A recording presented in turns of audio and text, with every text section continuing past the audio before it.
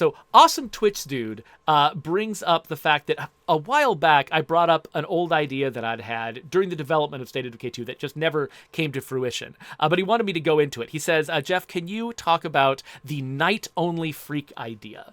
So I think what he's talking about is there was one point in the development of State of Decay 2 where I was imagining what, post-release development might look like. And, at the time I wasn't in a position to actually decide what post-release development was going to look like, but I had my ideas for what I wanted to do. And one thing that I had in mind that I would have loved to do was introduce a map that had a nuclear power plant on it, one that had melted down and just radiated the entire area. And, players would need to, we would need to add a mechanic where you could put on, protection gear and stuff like that, which I think Awesome Twitch Dude would have really liked.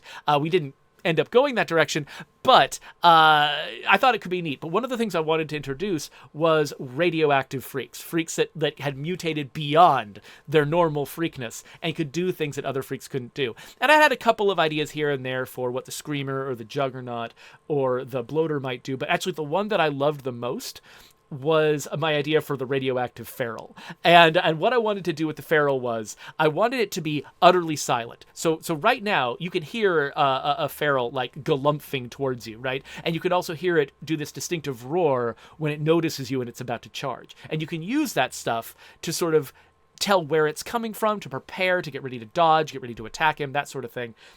So what I was thinking was a feral that is utterly silent unless he's really, really close to you. So he could be running around all over the place and you would have no idea unless you can see him. And so he would only spawn at night. He would be utterly silent. But the one thing that he could do is he would have an EMP attack that would knock out your flashlight and your headlights and the engine of your car. So basically, when he gets close, you would see like a flicker in your flashlight. You see a flicker in your headlights. You're like, oh no, I think I know what that means. One of these guys is nearby.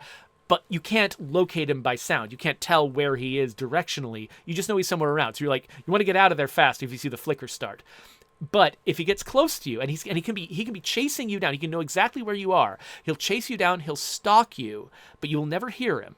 And he probably wouldn't have any glowy bits because, we would use the fact that he doesn't have eyes, to make it so that he's really hard to see in the dark.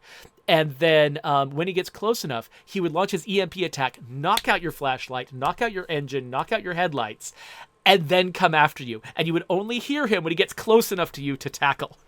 And it would be an ultra hard version of that freak where it's like all of the things that give you an advantage over him are gone, but it would create this sort of horror scenario where you're like, I'm being stalked by something in the dark. I don't know where it is.